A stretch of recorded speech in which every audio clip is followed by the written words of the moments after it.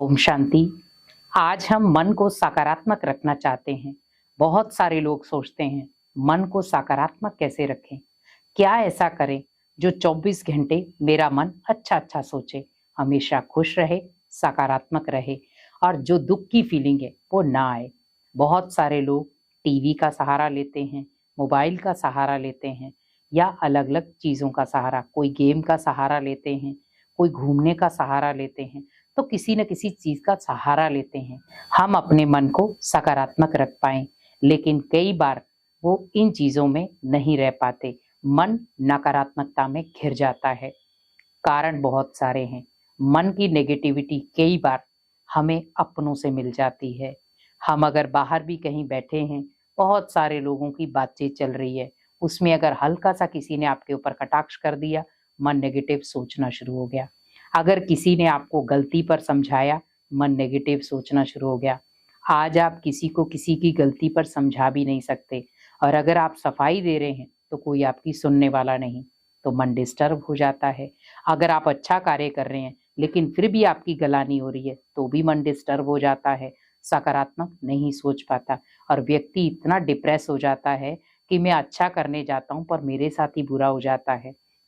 वो मन को कितना भी सकारात्मक बनाने की कोशिश करता है, पर जो आसपास का वातावरण है वो उसे सकारात्मक रहने नहीं देता। जो आसपास का माहौल है या आसपास के लोग हैं उसे सकारात्मक रहने नहीं देते। तो आप ध्यान रखें, अगर आप भी अपने मन को 24 घंटे सकारात्मक रखना चाहते हैं तो अपने मन को एक नई दिशा दे दें। और जब आप मन को एक नई दिशा देंगे, नई तरंगे देंगे, नया कार्य देंगे, नए कर्म देंगे, तो ऑटोमेटिकली आप भी अपने आप को सकारात्मक बना पाएंगे। तो हमें भी अगर मन को सकारात्मक रखना है तो इन 3 कर्मों को अपने जीवन में हमेशा शामिल कर दो। अगर आप आज से ही इसको शामिल करेंगे तो आप 24 घंटे अपने आप को सकारात्मक रख सकते हैं। तो पहला कर्म आपको क्या करना है? अनेक आत्माओं का सहयोग, क्योंकि बहुत सारे ऐसे लोग हैं जिनको सहयोग की बहुत जरूरत है, भले वो मन के रूप में हो, तन के रूप में हो या धन से है। तन के रूप में मीन्स कोई बुजुर्ग आत्माएं हैं, आपको लग रहा है कि उनका कोई सहारा नहीं है, आप 2 पल जाकर के उनके पास बैठो और बैठ करके उनके साथ हंसी मजाक की बातें करो, उनको एक अपनापन दो। तो जब आप एक अपनापन दोगे, क्योंकि आपका जो मन का दुख दर्द है वो कहीं ना कहीं कम हो जाएगा। क्योंकि जब हम किसी ऐसी आत्मा के चेहरे पर खुशी देते हैं जिसको उस खुशी की बहुत जरूरत थी और आपने दी है वो, तो आप सोचो आपके जो मन के अंदर का एक डर कहें या दर्द कहें वो धीरे धीरे कम हो जाएगा। तो हमें क्या ध्यान रखना है? उस दर्द को खत्म करना है, और खत्म आप वहीं कर सकते हैं जब आप उन आत्माओं की सहायता करोगे, उन आत्माओं के दर्द मिटाओगे जिनका दर्द मिटाने वाला कोई नहीं। तो आप उनका सहारा बन जाओ। तो जब आप उनका सहारा बन जाओगे तो ऑटोमेटिकली आपके मन में जो नेगेटिविटी अपने प्रति भी है या अनेक आत्माओं के प्रति भी है वो सकारात्मकता में परिवर्तन हो जाएगी। दूसरा कर्म आपको क्या करना है? हमेशा मन सा दान देना है, क्योंकि मन का दान जो है सर्वोत्तम दान कहा जाता है। आप धन से दान कर रहे हैं, कोई बात नहीं। आप तन से, मान लो बहुत सारे लोगों को तन से भी सहयोग कर रहे हैं, कोई बात नहीं। धन से भी कर रहे हैं, लेकिन अगर आप किसी को, मान लो कोई व्यक्ति दूर बैठा है, बीमार है, अब उसने आपको बोला है कि मैं बीमार हूं, आप भगवान से प्रेयर करना कि मैं जल्दी से ठीक हो जाऊं। तो आपको क्या करना है? आप वहां तो जा नहीं सकते, तो वहां पर आपको मनसा दान करना है।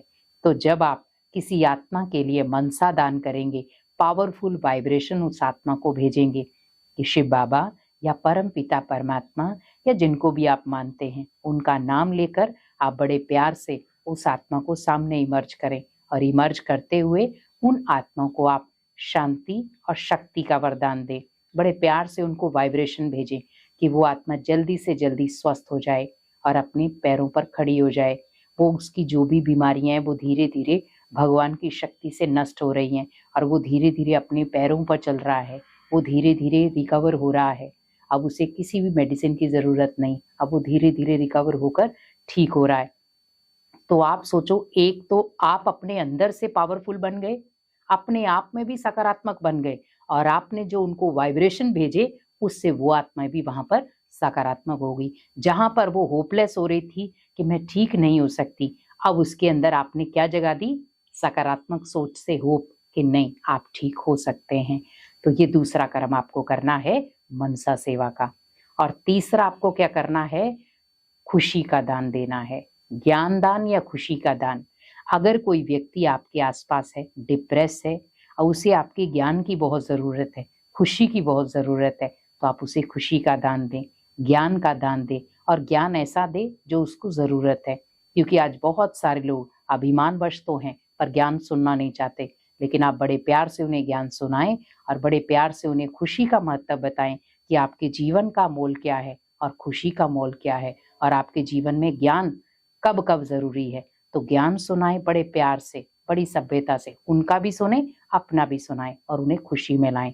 तो आप अपने मन को 24 घंटे सकारात्मक रख सकते हैं। और जब मन सकारात्मक होगा तो आपकी सोच भी सकारात्मक होगी और आपके कार्य भी सकारात्मक होंगे।